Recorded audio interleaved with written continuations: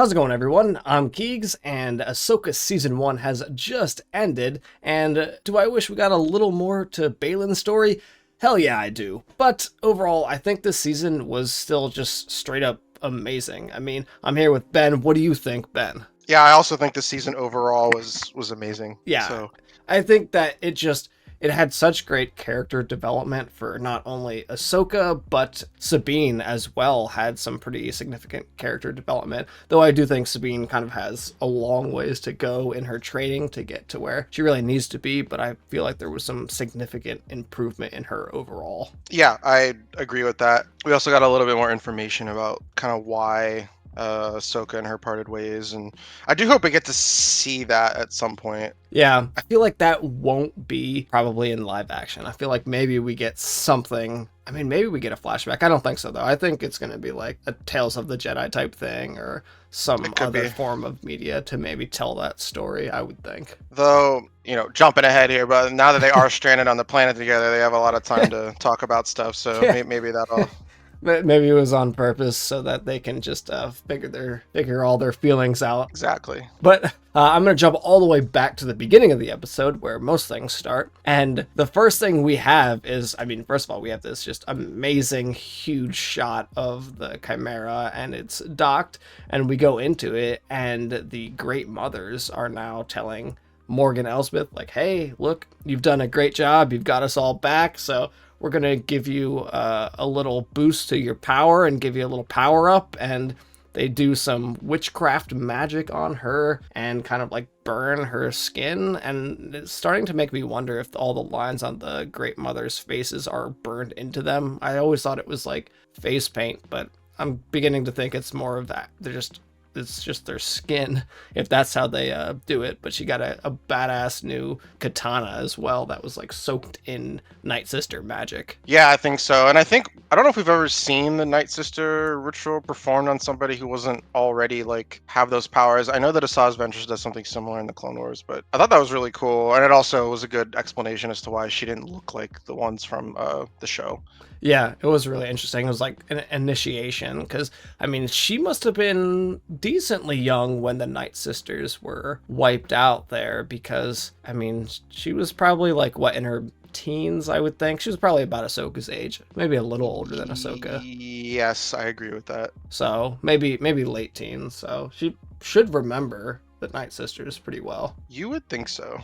But then the next scene is, I was just so happy to see this because this is something that I was really waiting for and wanting to see. And I loved the whole interaction of Ezra building his lightsaber and talking to Huyang. And they make, that slight jab about the emitter being too narrow. So it's going to make the blade too skinny, which I think is really funny. Just calling out the haters from Rebels for that skinny blade design choice. Yeah, I felt like he did that a couple times in the show where he's like just calling people out. And I enjoyed it. I thought it was funny. I thought it totally fit the vibe. And, it was kind of funny that Huyang had the same, was it the emitter for that was Kanan's? Yeah, it was Kanan's emitter. And it was basically the same, yeah. They had that slight little conversation where he's like, wow, you must have been a good student. And then that is kind of making Sabine feel bad, I guess, because she doesn't feel like she's been a great student. And maybe her master hasn't been as great to her as Kanan was to Ezra or something of the nature. Yeah, I mean, and that's part of...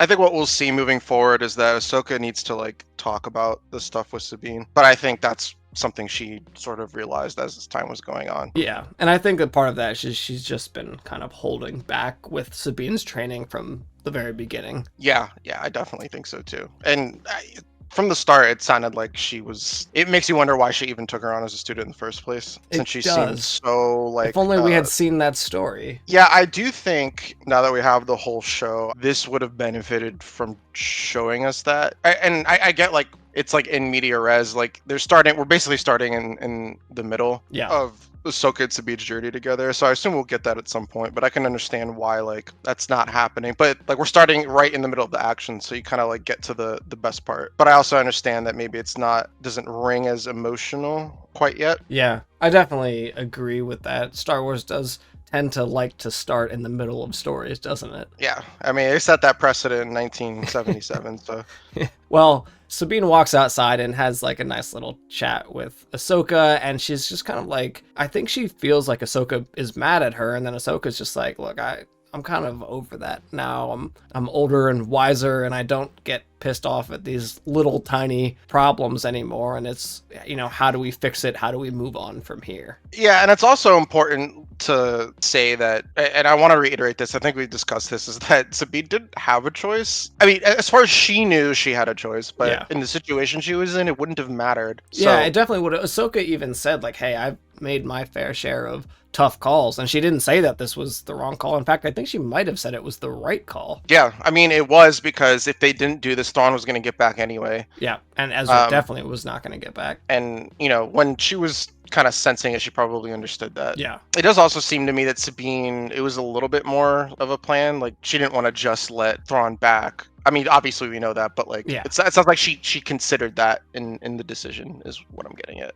Yeah, but then the TIE fighters that Thrawn sent out come and just horrible aim, right? Like, I mean, they're basically a stationary target. How did they miss? How did they miss? I assume that they're already kind of dead. Yeah, I guess that's true. And I guess this is a little bit later in the episode, but I'm going to kind of bring it up now because that's a really great tie-in. After the whole episode, I'm still not sure if those night troopers are dead or alive at this point, because he asks Morgan, he's like, hey, did they agree to going on this suicide mission, essentially? And Morgan's like, yep. And he's like, okay, good. It's important they know the consequences. And I'm like, well, that makes it sound like they're alive. I think we don't get like a full explanation, obviously, but I mean, this is just guessing because they don't tell us in the episode, is that maybe they've been resurrected already a few times, and maybe each time that it happens, it sort of degrades you more and more and more. Yeah, and they realize they won't get resurrected again after going through with Saul. And it also means they're not returning to the main galaxy. I don't know. Seems kind of interesting because I feel more confused on it this episode than I was last episode. Last episode, I was pretty sure that they were all dead, but now I'm like, well, maybe not. Maybe they're mostly dead and not dead. Yeah, mostly dead. I think that's a Doctor Who reference, isn't it? No, Princess Bride. Ah, okay, yeah. I knew I was thinking of something nerdy. I just couldn't remember what it was. A great movie as well. Yes. But anyway, so they shoot the ship, and then Ezra and Sabine do some little force magic to keep the engine attached briefly to the ship, while Sabine goes into the ship and essentially uses the ship as a catapult that just flings into the TIE fighters and hits them both, taking them out, which I thought was pretty badass, actually. Yeah, I like that shot. It was really cool. That was one of my favorite action parts of the episode, actually, the way that was handled. Yeah, I thought it looked really good, and then Sabine just, like, walks out and is like, all right, well, that ride's fried. Very casual, like... Yeah, nonchalantly just brushes past Ezra and Sabine, and then they're like, I guess Ahsoka has a good idea. She's like, we can get on some of those little mounts and make pretty good progress still. It's not like they were going very fast to begin with, because they were literally moving with the turtles. Yeah, exactly. They didn't seem like they were in that much of a rush to get back with how well, they were. I think they didn't know what the timeline was, because Ezra says something about, like, Ahsoka said, we can go when we're ready. Yeah. So I just sort of assumed that, like, they didn't know, and then when they got there and saw Thrawn ship, that's kind of when they picked up the pace. Yeah, I guess that's probably true. They probably realized he's trying to really get out of there. But anyway, they rush back to the ship, and I think Thrawn has a really badass line where he's like, that's the apprentice of Anakin Skywalker. There's no reasoning with her. Just bombard that playing field there. Yeah, that was awesome. And I just saw some people that were like, orbital bombardment should be like stronger than that, I guess. But I'm like, I mean, it's kind of the same as it was in Rebels. It is, and I try to take it with a grain of salt, because like the Chimaera has seen better days, right? I don't know if every blaster on that thing's working. That, and like, we don't really know how much, I guess, oomph they put into it. He might have said, but I don't remember. Yeah. So I don't think it's that big of a deal at all. No, I don't think so either. So then they run towards the door, and Ahsoka's like, put out your hand, Sabine, which, Like, I guess it's good to think you're doing something, but I don't think she did much in that scene in particular. But just to get her in the mindset of like trying to use the Force, I guess. Yeah, looking back on it, I think that's exactly why she did it, is to kind of show her that she has some faith in her. Yeah, I think so too. And she was kind of doing that through the whole episode of like showing that she has faith. And then they get inside, the night troopers get there, and they have a really fun battle scene, I think. And they're just kind of going at it. Sabine is missing some of the blaster shots, which is to be expected because she's not really proficient in using the Force's intuition and anything like that yet. And then Ahsoka tells her to switch to her blasters for a bit, which was kind of fun. I love seeing her go back and forth between the lightsaber and the blasters. I think it's really fluid, and it does remind you of like Jedi Survivor. Yeah, I like that too. It also makes it, because there's sort of a unique fighting style. It is. So I hope that continues. It kind of combines her Mandalorian heritage with Jedi. Yeah, and that's what I think is always like should be the case with Sabine, because she was trained as a Mandalorian first. She is a Mandalorian, so I like seeing her use those skills as well to augment her Jedi abilities now. Yeah, I totally agree. Now that we're at this scene, though, I didn't think this episode was perfect, and the main thing I think I had an issue with was this scene. Was just not like the story of it, the narrative, like what the characters do, any of that stuff. It was more just like, I thought the framing of it was kind of weird, like in a directorial sense. Like the director didn't know how to position the actors, because it sort of looked like they were just kind of like standing in place, deflecting shots, and something about it just looked awkward to me. Yeah, I don't really know how to describe it. Something similar sort of happened in Kenobi, where it kind of looked weird, like they didn't know how to position the actors in the volume. Yeah. So they're just kind of like slowly like twirling their lightsabers, and it just doesn't. But what's strange about it is that we see them deflect blaster bolts in other episodes, or we see Ahsoka do it, we see Baylan doing it, and it looks totally fine. So like I feel like that's why I feel like it was a director thing. Yeah, it definitely could be. I got that sense too. It definitely looked better when they were up close and doing the shots of like Ahsoka taking off limbs and slicing people, and I think the close-up shots definitely looked better. Yeah, I also think we could have had a little bit more dismemberment. Just like, yeah, like I feel like that's what the characters would do. Yeah, agreed. I mean, they didn't do that from a meta reason, because they wanted the scene of the resurrection of all the guys. If they had dismembered them all, that would have been much less impactful. Well, I meant like after that point. Oh, yeah. Yeah, because like, okay, now they're, and it's, and you can like headcanon that, but I think that the real reason is just because, I'm not one to like shit on Disney at all, really. But I do think that this probably has something to do with them, because Fallen Order and Survivor kind of weird about limb dismemberment. That's true. I mean, so at least seems two like heads a were rule. cut off in this episode. Yeah, at one that's point true afterwards. So yeah. They definitely do it. I don't think they show the dismemberment as much. It's like they'll show a slice and they'll cut to the head rolling or something. They don't actually show the head fall off or anything like that. Yeah, it could also be something to do with like cost saving, because I imagine like having to animate the limb being cut off and then having a limb fly off. But also then again, like the limb thing doesn't really happen that often in general. In episode 1, Darth Maul gets cut in half. Yep. Episode 2, Anakin loses a hand. Yep. Episode 3, Anakin loses 3 more limbs. Episode 4, Obi-Wan cuts the arm off that one guy, and it doesn't even operate the way we know lightsabers work now. And then episode 5, Luke gets a limb cut off. Episode 6, Vader gets one of his robot arms sliced off. But like, it's really only happening like once an episode in Star Wars, and I guess no one does in the sequel trilogy. But aside from that, like, really, no one loses a limb in the sequel trilogy? Wow. Yeah, I think that's where that complaint sort of started. That's crazy. I never thought about that, but yeah, you're right. surprising. I can't think of any. So again, not a huge deal, but it is frustrating that it looked a little awkward. Just the directing of it, because just makes it easy point to online for easy dunks, and it just annoys me when shows kind of open themselves up to it. Though obviously, when they shot it, they didn't realize that that's what was happening. But yeah.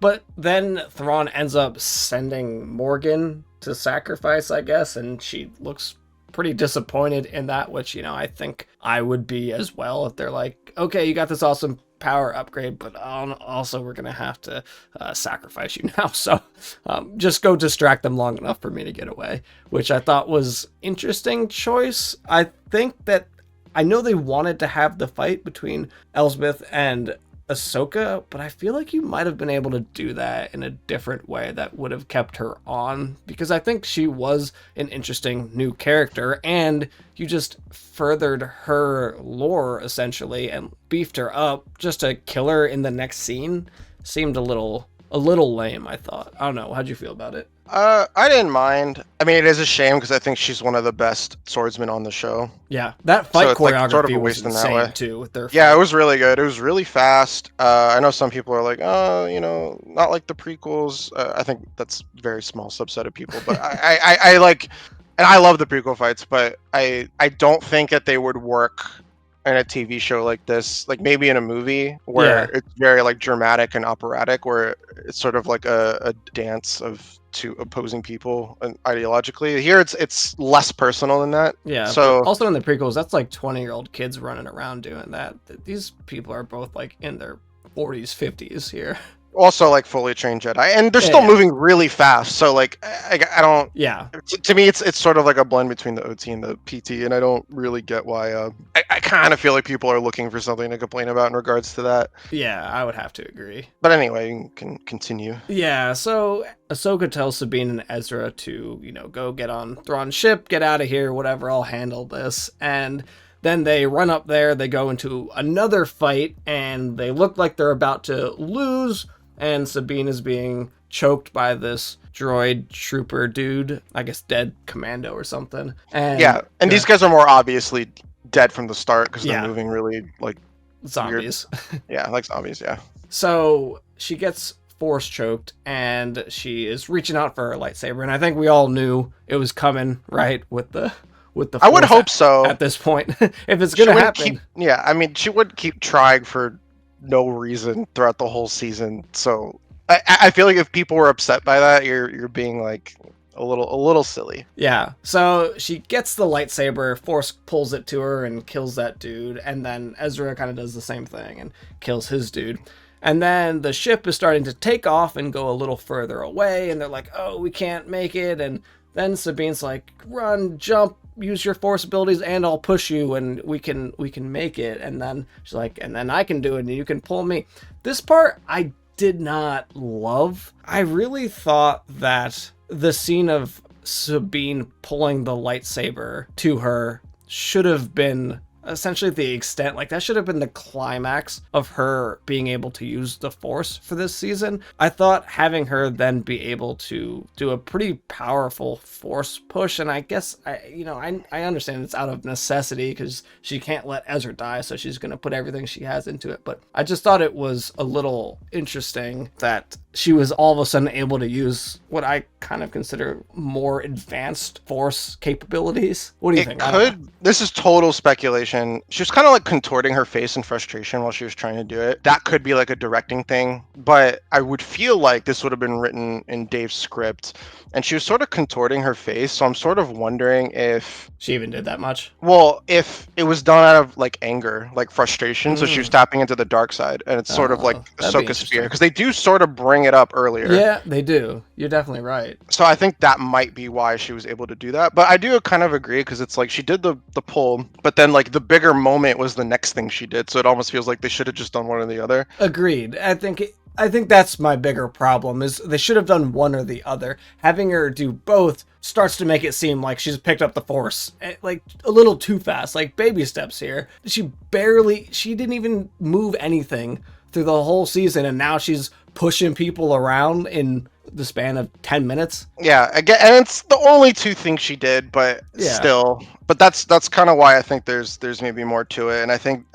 historically, Dave is sort of willing to let people think the worst until he gets to it. Yeah, that's definitely true. And Huyang, we didn't mention this, but Huyang did tell that exposition to Ezra where he was like, Ahsoka thought she was doing it for the wrong reasons and was scared of kind of how things would play out by training her if she's in that state of anger or whatever it may be. Yeah, and that was from her. She's probably projecting a little bit, but maybe there is something. I mean, her whole family was being killed at the time, so I don't think it's too far out of the realm of possibility to think she might be upset. Yeah, I agree. So anyway, then she sees Ahsoka get pushed up by Elsbeth, and they're fighting, and Ahsoka looks like, she's being surrounded and everything. Oh no, she might not make it. So Sabine starts to run away, and then decides, no, I'm just gonna turn around and go help Ahsoka, which was then cool because that was like another good fight scene, and Ahsoka got one of her lightsabers cut in half, so she lost it during the fight, but then had some really sweet moves and used the cover and assistance of Sabine to kind of turn the tide there and take out Morgan Elsbeth. I think that would have really sucked if she left Ahsoka there, so I'm really glad she did that. Because you've kind of seen Sabine sort of make, I guess, the incorrect decision sort of over and over. She's sort of avoiding the conversation with Ezra, which maybe we could get to that. She put getting Ezra back over stopping Thrawn, which ended up being the right decision, and there's something to be said for it was important to get him back. So you kind of thought maybe she would just leave Ahsoka there because she got Ezra, but that doesn't seem to be the case. So I'm glad that. So she turned around. I mean, I will say I am pretty disappointed that they got separated again after being together for like a whole 12 hours. So I'm a little disappointed that he went off, and obviously, whatever, he made it back to Hera and everything. But I don't know. It's good that there was consequences for the way that she accomplished getting him back, though. And I kind of had a feeling that something like that would happen, that not everyone would get to leave. Yeah, I thought so too. I guess I was thinking it would be just Ahsoka, but I mean, it doesn't really make sense because this whole series is just hammering home the whole idea of the master and apprentice sticking together. And also, they couldn't leave Huyang there. No way, man. That's not happening. So I knew somebody wasn't getting home. True. That would have really, really been lame if that had happened. Just I hope Ezra goes to 5,000 years of history or whatever. I know, right? Like, that's a big deal. I hope that Ahsoka backed his memory up. Anyway. So they're able to take him out, and then they try to chase after the ship, and Thrawn has a communication sent through to Ahsoka, basically just straight up gloating to her. Yeah. And he's just like, I know what you would do because I knew your master. And I like that Anakin keeps getting brought up. Yeah. And he's very much a part of the story, even though he's not necessarily physically there, though maybe not. And that's really cool to have that keep coming up. And it seems like maybe it's something Ahsoka might still struggle with a little bit. She definitely got some amount of clarity after at least opened herself back up, but maybe she is still wary of attachments, but maybe less in the sense of, oh, Anakin taught me, so I'm scared I might be the same, and more like Anakin was the best guy I knew and he fell to the dark side.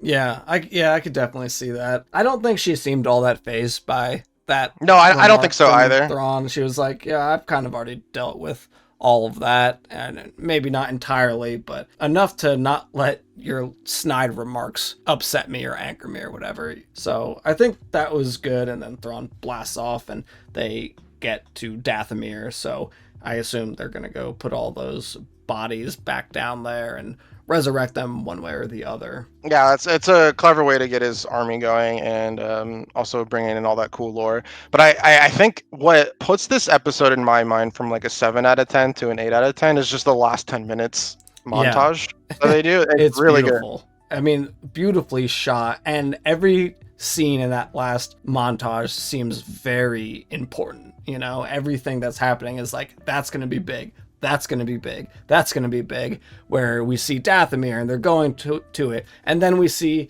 Ezra get off the ship and he's in the full Night Trooper armor and everyone's like really concerned. And obviously Chopper goes up to him and then he takes off his helmet or whatever. And they're all like really happy that he's back. So I assume he didn't take the armor off just because he wanted to provide a slight shock value to everybody there, right? Like, he did that purposely. What? I think there's multiple reasons. I think it also immediately communicates that there's an understanding that the threat is real from the rebels. They don't have to have a conversation about it. That's a great point. I didn't consider that. Something that's really important that I think people understand about the way Dave Filoni tells stories is that he did learn from George Lucas, and the way George Lucas tells stories is, for the most part, pretty minimalist dialogue, and a lot of it's happening visually. Yeah. And I think that can make it hard to sort of react to things in the moment, depending on how it's executed. Like, a lot of times it's nailed anyway. So I think, like, when you're kind of, not you specifically, but people, when you're kind of going back and rewatching the show and even looking at this episode, you'll find a lot is there that you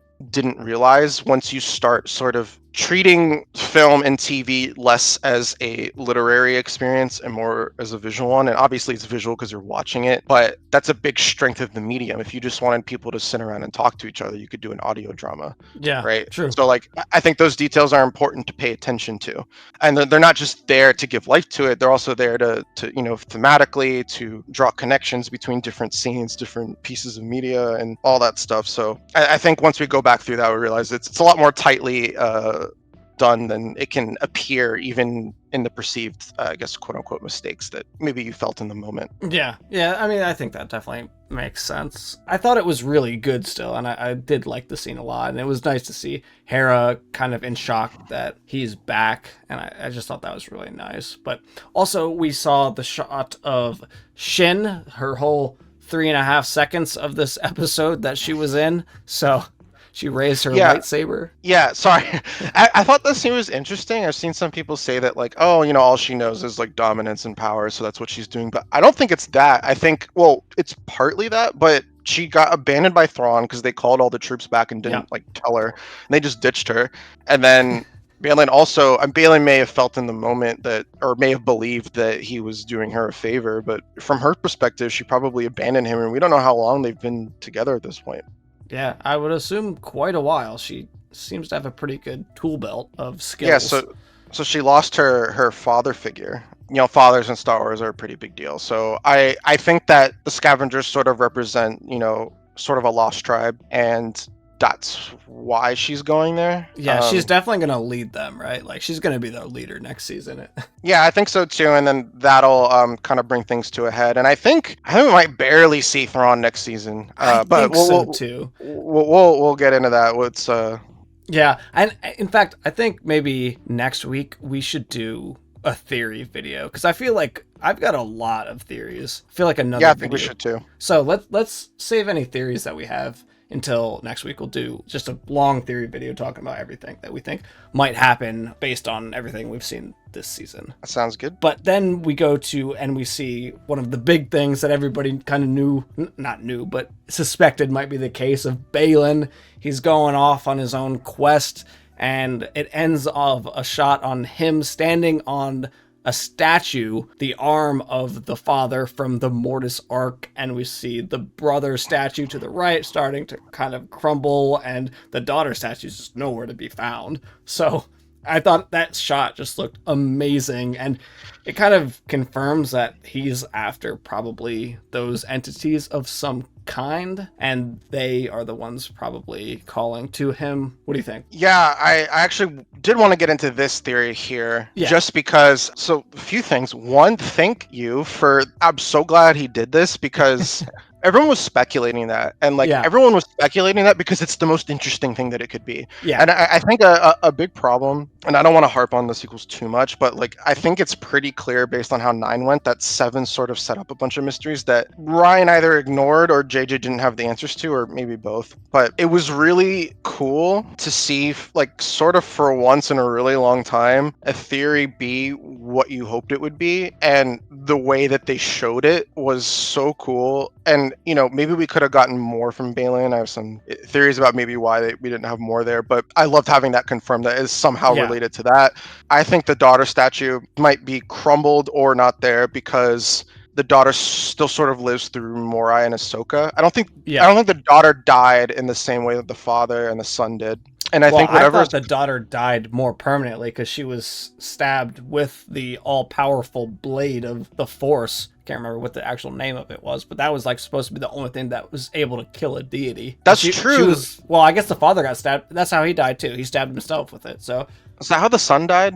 No, the son got impaled by the lightsaber of Anakin Skywalker. So that was probably deliberate. So the son's actually killed by Anakin with the lightsaber, unlike the daughter and the father who are killed by the sword that you supposedly need to be able to kill them. Yeah, I don't know. They don't really talk about a lot about the permanence of all these deaths and everything in the Mortis arc. They leave a lot up to imagination there. But the way the daughter and the father talked about the sword when they saw it, it made them scared. this could actually kill a god, or a deity or whatever the heck they are. Yeah, and I assume it's sort of magical and then they can't really get rid of it, so they just keep it in a location. So I'm really glad to see that theory was kind of confirmed, that, hey, we are dealing with the Mortis Gods here. Yeah, who, by the way, are not actual gods, I don't think. I think they're just very powerful Force users, kind of like Bendu. Yeah, I think I don't think it's ever stated in canon that they're gods. I think Filoni had an interview where he may have referred to them as godlike or Force users who, might be gods. I don't think he never confirmed anything. Filoni's kind of vague in the interviews, and it's definitely never stated in canon, like as in the Clone Wars where they appeared. And in the books, it said that they were gods, but that isn't canon, and I don't, it never really was. So I think that they're probably not gods, but they are very powerful. I would say that they're probably, you can liken them to the Celestials from Marvel as an example. I think that's a great analogy. So I thought that was really cool. I'm really glad to see that, and I just love when a theory is the most interesting thing, and I think people get caught up in sort of baseless speculation, but I don't think that's what causes the disappointment from people when it's not that. I think it's that the answer often ends up being less interesting than what the speculation was. Like Snoke, he just wasn't anybody, or he ended up being the Strand Cast. I agree, and I don't think Dave Filoni really falls victim to this at all, because I think he's got an idea in his head and he executes that idea, whether or not people are speculating. But I honestly feel like a lot of directors hear speculation and then purposely don't do it to like subvert expectations. Yeah, I get that feeling too, and that's the thing with the subversion, is that the answer has to be more interesting than what it is you're subverting. People don't think about it like this, but it is, and the fact that Anakin and Darth Vader were the same person and Luke's father is the subversion, because the traditional story is that the hero is getting revenge or avenging their parent or their child or whatever. So the fact that it's the same person is the subversion, and that's way more interesting. As we know. So to him standing on the statue of the father, poetic in many ways, statue of God in some ways, and Ray Stevenson. And Ray Stevenson has just passed, and it was sort of touching in that way. I think it'll take on a new meaning once we get more information. A great final performance by him, I think. He did great, and while I do think that his story should continue, the character, I don't think that they're going to be able to fill the shoes in the same way. It'll definitely be tough, and I just want to say how impressive it is to introduce a new Star Wars character and then have that character basically universally loved. Like, I haven't heard anything negative about him or his performance through this whole season. Have you? No, I haven't, and not even by like the usual suspects. They usually focus on like the low-hanging fruit, and there was no one saying anything bad about Baylan. That could be partly because the actor passed, but I think there was just so much going on in what little he said and what he didn't say. And I guess to kind of wrap it back to the theories, I think it's the son calling him. I know people kind of think it might be Abeloth from that book, though in canonized version, and I think it still could be that, but I think it's likely the son. And I actually think that that's probably more interesting due to connections to the daughter and Ahsoka and Anakin. And, people have been theorizing that maybe Anakin does sort of ascend and take the father's place. It could be. I have a slight theory about that, too. I think it could be the father, because in my opinion, it's funny, I was literally just making a YouTube short about this before we started this, but I think if you kind of recognize everything we've seen from Baylan so far, he's not a true dark side user, right? He's got an orange blade, there's some light in there, and he doesn't seek out power really in the traditional sense of how the Sith usually do that, I don't think. And he's looking for a way to end the cycle, and to me, I feel like you have to be in the position of the father to do that, to control both sides to end the cycle. I think that's what he wants. I just don't know if I'll give you that. Might not be who's calling him, but that's, I think, his goal is maybe to ascend in that way, shape, or form potentially, because he is not a traditional dark side user, and he doesn't have a lot of those dark side tendencies. He is one of the few dark side users I feel like we've seen that haven't really slipped into the dark side. Like, he's not consumed by rage and hate. At least from everything I feel like I've seen in this season, I don't think he's consumed by rage or hate or anything. No, he's definitely tapping into those negative emotions for power, but he's not like unhinged like Darth Vader was. Anakin like basically did one shot and became drunk. Yeah, and that's how like all the Inquisitors are too, for the most part. Yeah, exactly. And but Baylan seems to sort of be a little bit more in control of himself. He kind of reminds me of Dooku in that way. Yeah. Where he's willing to do the bad thing, but he's not so consumed by the dark side that Yeah, he's. I feel like Dooku's even more dark though. You know, I think Dooku No, I agree. sometimes goes out of his way to torture people. Like Yeah, especially in the his Clone Wars, apprentice. he's actively malicious in a more like obvious way, whereas like Baylan seems to like kill when he feels like he has to, and again, that doesn't make him noble, but it makes him a little bit more complicated than. Yeah, I just think back to yeah. the line when Ahsoka just said, "Disappointed to see me," and he's like, "No," and he sounded genuinely like he was not disappointed that she was dead. You know, or that she Yeah, was still alive. I totally agree with that, and what a great final shot, and Yeah. it looked so good. That was like one of the best looking shots in the whole show. It was. I'm so glad that it's Mortis and we're getting to see that expanded. And for those that don't know, George Lucas was actually the one who came up with the Mortis trilogy. The Dave Filoni and another writer, I'm forgetting his name, wrote the dialogue and like the pace of the story, but George Lucas came up with the idea and also like wrote down, you know, everything he wanted to happen and stuff like that. So Yeah, I didn't know that. That's really interesting, and it yeah, makes total sense because it feels very Star Wars. yeah, and I think that that's just really awesome. But I could go endlessly. I'm so happy that that's what it is. I like Yeah. I can't even understate that enough. So getting to the last scene here, though, it's Ahsoka and Sabine are talking in the village and kind of like, what are we supposed to do? And Ahsoka's just like, hey, this is where the Force has taken us. This is where we're supposed to be. And then we have that interesting scene of Sabine looking out like she feels something and she's like, I don't know, whatever, and leaves. And then Ahsoka looks over and it's Anakin. Do you think she actually saw him? I feel like she did. So at first I didn't think so, but I rewatched the scene and it looks like she looks directly at him in the way that the shot is framed and nods at him. Yeah, So I think even if she didn't directly see him, she knew he was there. yeah, that's kind of what I was thinking too. I feel like, yeah, maybe she felt his presence in the Force, didn't actually see him as a Force ghost. And so I want to hear your thoughts about this. So when I first saw this, I felt like he looked concerned, but then I kind of rewatched it and he definitely smiles and I think he is proud of her, but he looked, I don't know, I feel like he looked a little melancholic. Like it didn't seem like just happiness, you know what I mean? Like the big giant smile he gave Luke. This was a lot more Yeah, understated. so I'm actually watching it right now. So he is like straight faced at the beginning, but it ends him leaning into a grin. So I feel like the beginning is a little concerned, but then he's leaning into a grin as maybe he thinks that she's on the right path, but doesn't really know for sure. Yeah, and I would think that Anakin still struggles with that side of himself, you know, in the certain point of view. And these aren't necessarily like, I don't think anyone's going to be beholden to these if they want to actually tell the story on screen. But the moment that he's there, he immediately feels like immediately the moment where he sort of joins the Force and is retaining his consciousness, he feels like the wave of guilt over what he's done, and all he wants to do is go fix it. Yeah. And Interesting. which I really liked because that's how I would expect him to react.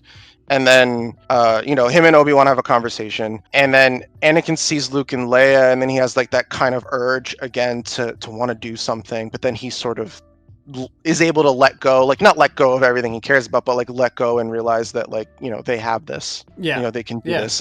So it could be like, so what I'm getting at is that it could be something like that where, you know, he kind of feels that like, you know, she knows that she's in a dark place, but he sees how him and Sabine and her and Sabine, and you know, maybe feels a little bit better. I do think he is a little concerned, or maybe he just misses her, just because it wasn't the big grin that he gave Luke, and I definitely think he'd be excited if it were a completely, you know, joyous moment, which it's not because they're stranded in this place. Yeah, I think he knows that they might have a pretty difficult journey ahead of them getting back and everything they're gonna have to deal with Baylan and all of his shenanigans that he's up to, and probably Shin too. So I think he knows it's kind of going to be a hard road, but I feel like that last shot is like, yeah, this is going to be hard, but I have faith that you'll you'll be able to handle it. Yeah, I think so too. And so a funny quirk is it looks like he's wearing his dark tunic under the robe. Yeah, it does look that way. I boosted the light, and now like there's like a middle like kind of undershirt of the Jedi robe that is a darker brown, but it looks like even outside of that he's wearing the dark tunic. And so this is like one of a couple things. It could be just he's appearing how he wants to, or Ahsoka did see him, so he's appearing the way that she would recognize him. Yeah, But true. could also be a production thing, like they just had him do that scene when he came in already. But I find it hard to believe that just creating another robe would have been expensive, or they didn't have like one of Obi-Wan's old robes lying around or Yeah, something. I'm sure they've got a million robes around there. Yeah, so that could mean something. It probably doesn't. It was probably just a production quirk for whatever reason. Not a big deal at all. I saw some people try to be like, well, Dave Filoni doesn't understand the symbolism of the white tunic. I'm like, you really think he doesn't get that?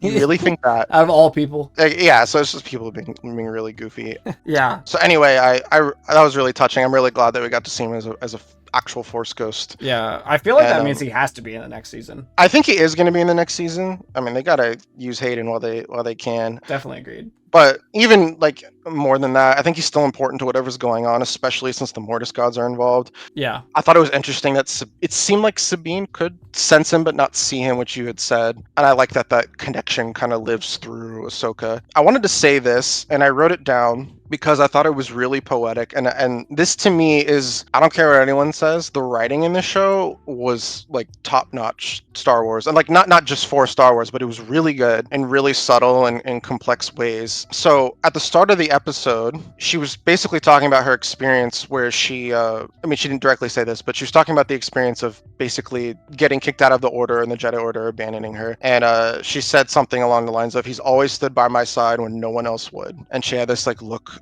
on her face of happiness, but also like missing him. And now literally stranded in a wasteland in another galaxy, trillions of miles from home, he's still there, right by her side, where literally no one else is.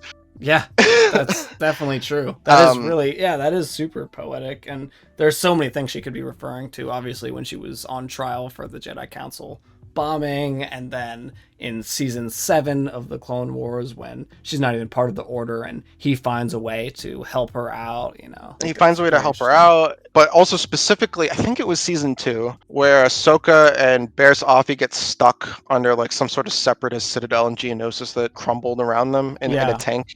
Luminara's like, leave him, isn't she? Yeah, she was like, too bad, sucks to suck. Yeah, but Anakin wouldn't give up, and trapped under rubble, but they're probably already dead, so don't even worry about it. Yeah, like she was so quick to give up, and I think that scene in particular is sort of meant to illustrate that, like, yes, the attachments are bad as they are defined in Star Wars, which is just like possessive, jealous sort of love. It's like kind of the toxic love. Yeah, but caring about your Padawan dying of suffocating under rubble is like, come on, like. She didn't even try. Kanan thought that Ezra was going to be better off under her tutelage. Get out of here. Yeah, that's insane. And that's a really big deal because I think that was sort of meant to illustrate that, maybe there was a happier middle ground where, don't have attachments, but also like don't forget to love and be compassionate either. Don't forget to, not let your Padawans die when you could save them. Yeah, I think so too. And so I'm really glad that he's still there watching over her. And it was a really sweet scene and a perfect way to end the season on him. Yeah, no, I definitely loved it. That last 5-10 minutes was just incredible, and just the sweeping landscape shots just looked beautiful in every shot too. Yeah, and something I really liked is I was sort of feeling like maybe they needed Thrawn to exercise like his like ship strategy prowess, on the New Republic. Mm-hmm. But I feel like the way that they did this was a lot more subtle, less bombastic. You could argue whether or not that's better or worse, but he pretty much had their number the whole time. The only element that, happened that he didn't foresee was, Ezra getting on the ship. And he only did that because Sabine used the Force when she wasn't able to this entire time. Yeah, it's definitely true. I think that's very interesting. Jedi thwarted again. Exactly. And so I do have my issues with this episode. Mostly the fight choreography with the night troopers I didn't like. The ones with like the big death trooper zombies I did like. I thought that was pretty good. Yeah. And then I think that Sabine using the Force for the first time could have been handled a little bit better. I feel like either have her push Ezra or do the lightsaber, not both. Agreed. It sort of doesn't work on multiple levels. Like it sort of sucks the wind out of the moment because she just does it again immediately after. But also, I guess like it does seem weird that she would be able to do something that much more dramatic. Like bringing a lightsaber slowly to your hand is a lot less impressive than yeeting your friend across like a 200-foot gap. And granted, like Ezra got half the way there by himself, but Yeah. still. That jump looked impressive in live action, didn't it? Yeah, I actually thought it looked really good. Yeah, me too. And it was cool to see that because awesome. that happened. Maul did the same thing. But, and yeah. Yeah, but overall, I mean, great season. I am just so excited to see where it goes from here. I loved the season overall. A few minor gripes here or there about the things we already mentioned. I'm really sad that it's going to be probably like 2 years before we get to see where this picks up. But so yeah, I thought the show's overall really good. I really enjoyed it. I think 7 and 8 weren't the best episodes, which is unfortunate because I think you kind of want the last episode to be like the best one. But yeah, it's hard after you have that episode with Anakin, though. Yeah, And I don't like think the anything reunion with Ezra and Thrawn meeting him for the first time. Like a lot of stuff happened in those episodes. It did. It was kind of hard to beat that, and I think I sort of suspect that maybe they had more going on for Baylan in 7 and in 8, but maybe they cut it because of Rey's death. I don't think he was ever going to interact with This is Ahsoka kind of or where anybody. I figured it was going to end, something like this. Yeah, but also like I could see them just ending it here because that's what they wanted to do. Like it's not like unreasonable. That's kind of what I feel. But yeah, again, overall I'm happy with it. Anything else? I think that's all I have to say about the final episode, and we're gonna do another video that talks about a bunch of different theories that we're gonna have, and I've already got a running list in my head of everything I want to talk about. I'm sure more is gonna surface by the time a few more people have seen the episode and have started discussing it online. So, you got anything else for this? No. Well, let us know down in the comments, what did you think of the full first season of Ahsoka? I'm really interested to hear your thoughts as well. I am Keegs, and I will catch you all next time for some more Star Wars content.